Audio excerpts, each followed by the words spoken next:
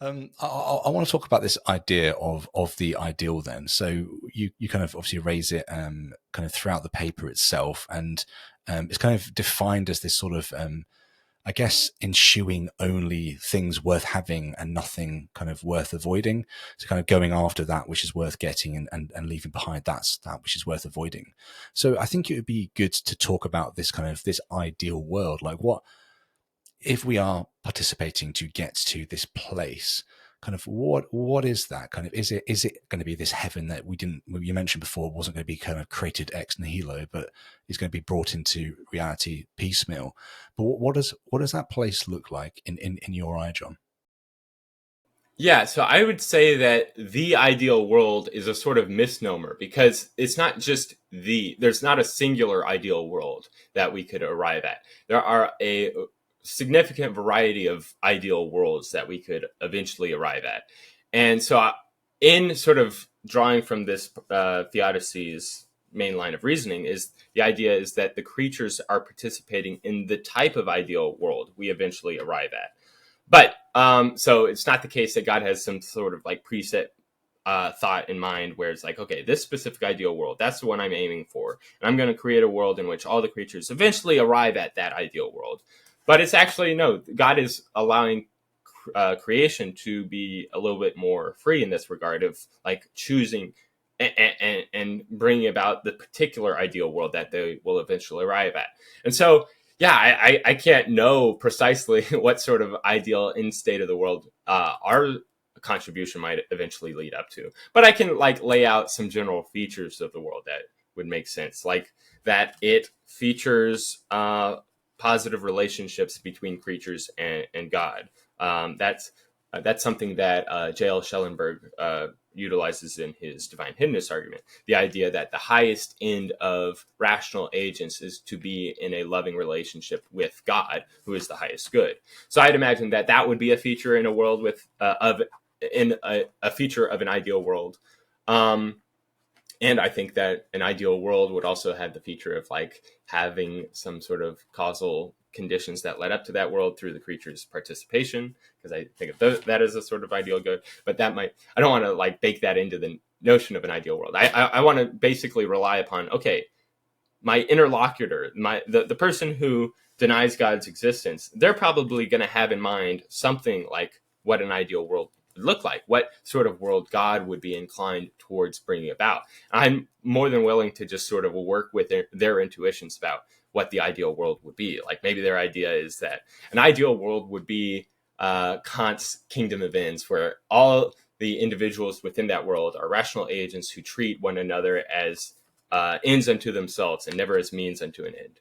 That's a sort of like aspect of an ideal world that we can sort of work with to make sense of the participation theodicy. Okay, interesting. I'm so this is how I viewed it in the past. There's almost this sort of idea of the sort of beatific vision, sort of kind of complete union with God as this sort of Trinity that is already kind of whole, and we're allowed to partake in that. So we're almost kind of adopted into this sort of beatific vision, and we're going to kind of be in that kind of consistent state. And then as you were speaking, I kind of thought as well about kind of Sam Harris wrote The Moral Landscape many years ago now, 2011 maybe, which again, he kind of talks about that as almost like a map surveying kind of a sort of world where there are peaks and there are valleys, and we might be ascending one peak, but actually there could be other peaks that you can get higher up on, and there's sort of limited peaks as well. I think it'd be interesting just to kind of dive into this just slightly. So do you think it's almost like we're going to have to go to different peaks and to kind of explore and to test stuff, or do you think there are quite a few peaks that will reach the sort of beatific vision, or would you even use the sort of word kind of or terminology beatific vision? Like how would you kind of, I guess, look at that side of it?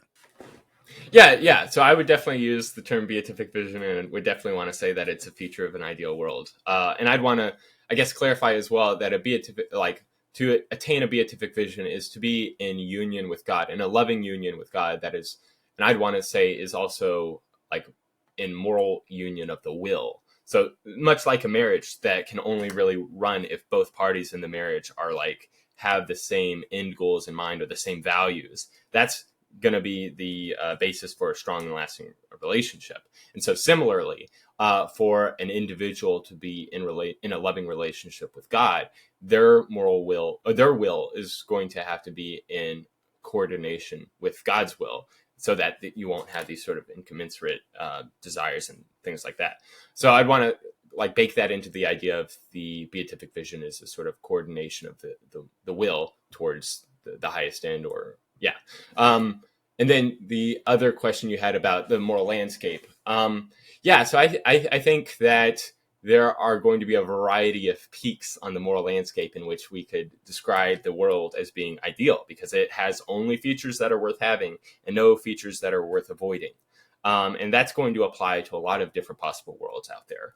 And I don't know if like an ideal world would require like, okay, we attained this state of idealness, but like that other state of idealness would look better. So let's like diminish our world so that we can get back up to that other peak. I'd imagine that the ideal world would have these sorts of features to arrive at higher ideal states, but I don't know, maybe that's just a presumption I have in my part. It could very well be the case that there are certain goods that are incommensurate with one another, such that to have one necessarily requires lacking the other. And so you could have an ideal state of the world over here and an ideal state of the world over here, but it's not the case that you can move from one to the other without losing something in this one to get to that one. Yeah, that's an interesting thought I hadn't really considered. I guess I'd imagine that given God's omnibenevolence and omnipotence, he would be able to co-instantiate all of these multiple goods. But I mean, yeah, maybe that is a presumption on my part that these goods are always going to be commensurate with one another. It could very well be the case that even God could not co-instantiate certain incompatible goods. It is an interesting thought, but yeah, not one I'd really considered before. No, that's interesting, and I guess kind of the way that, you know, when you read like Sam Harris's book, he, as you mentioned, then does talk about the fact that we might have to go through certain valleys to reach other peaks. Now, I'm not trying to endorse Sam Harris's book or say it's good or anything, but it's an interesting metaphor that I've used in other conversations.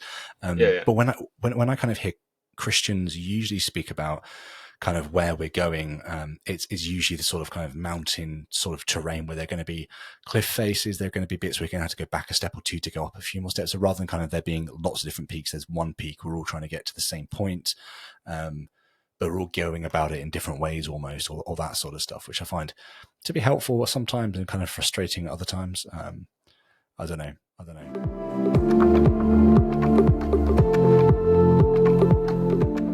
If you enjoyed this clip, then head on over to Locals to access the full conversation right now. Supporters can access the video version, and everyone can access the audio-only version of the conversation. I'll see you over there.